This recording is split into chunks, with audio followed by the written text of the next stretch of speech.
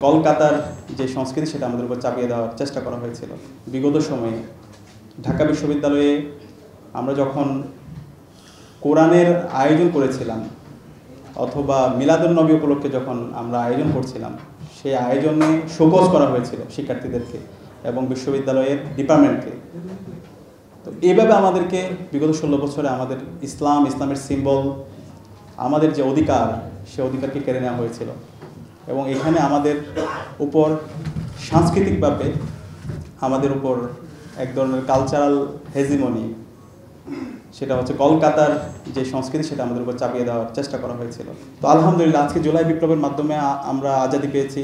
আজকে আমরা স্বাধীনভাবে কথা বলতে পারছি। এদেশের মুসলমানরা তারা আজাদি পেয়েছে এবং সকল মানুষ আজাদি পেয়েছে। সকল মানুষ মন প্রাণ খুলে কথা বলতে পারছে এবং আমরা ইসলামের কথাগুলো বলতে পারছি। আজকে আমরা শহীদদের শ্রদ্ধার সাথে স্মরণ করছি। আল্লাহ পাক সুবহানাহু ওয়া তাআলা সকল শহীদদের জান্নাতুল ফেরদৌসের মেহমান হিসেবে কবুল করুক, আল্লাহুম্মা আমিন। আমরা যদি আল্লাহ রাসূল সাল্লাল্লাহু আলাইহি ওয়াসাল্লামের সিরা পড়ি, রাসূল সাল্লাল্লাহু আলাইহি ওয়াসাল্লামের সিরার মধ্যে আমাদের সব কিছুই আছে। আল্লাহ তাআলা কোরআনের মধ্যে বলেছেন, লাকাদ কানা লাকুম ফি রাসূলিল্লাহি উসওয়াতুন হাসানাহ, তোমাদের জন্য আল্লাহ রাসূল সাল্লাল্লাহু আলাইহি ওয়াসাল্লামের মাঝে রয়েছে সর্বোত্তম অনুকরণীয় আদর্শ। আমাদের ব্যক্তিগত জীবন, সমাজ জীবন, রাষ্ট্রীয় জীবন, সব জীবন, প্রত্যেকটা কথা আল্লাহ রাসূল সাল্লামের জীবনীর মধ্যে আমরা খুঁজে পাই। আমরা যদি আল্লাহ রাসূল সাল্লাল্লাহু আলাইহি ওয়াসাল্লামের জীবনী দেখি, তিনি সবচেয়ে বেশি ফোকাস করেছেন জ্ঞান অর্জনের প্রতি। রাসূল সাল্লাল্লাহু আলাইহি ওয়াসাল্লামের উপর যখন ওহী নাজিল হয়, প্রথম যে ওহী নাজিল হয় সেটা হচ্ছে ইকরা, সূরা আলাকের প্রথম 5 আয়াত, পড়ো তোমার প্রভুর নামে যিনি তোমাকে সৃষ্টি করেছেন।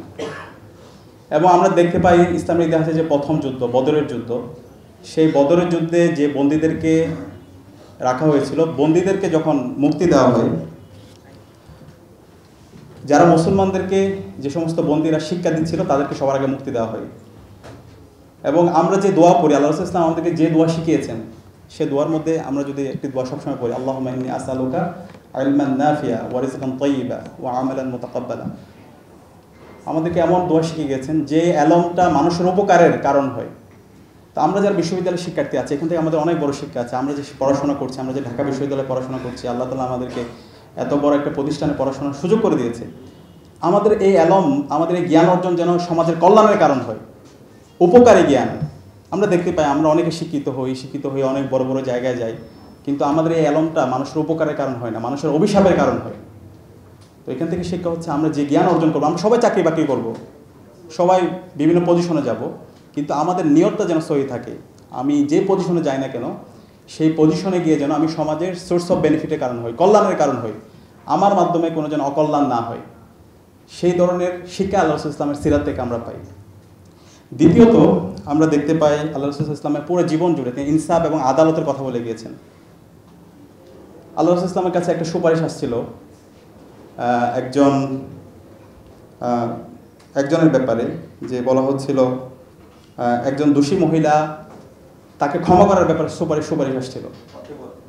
হ্যাঁ, তখন আল্লাহ রাসূল সাল্লাল্লাহু আলাইহি ওয়াসাল্লাম বলছিলেন, আমার মেয়ে ফাতেমা যদি এই সুপারিশ করে আমি তার হাত কেটে ফেলবো। এই ধরনের ইনসাফ এবং আদালতের ব্যাপারে তিনি স্ট্রিক্ট ছিলেন।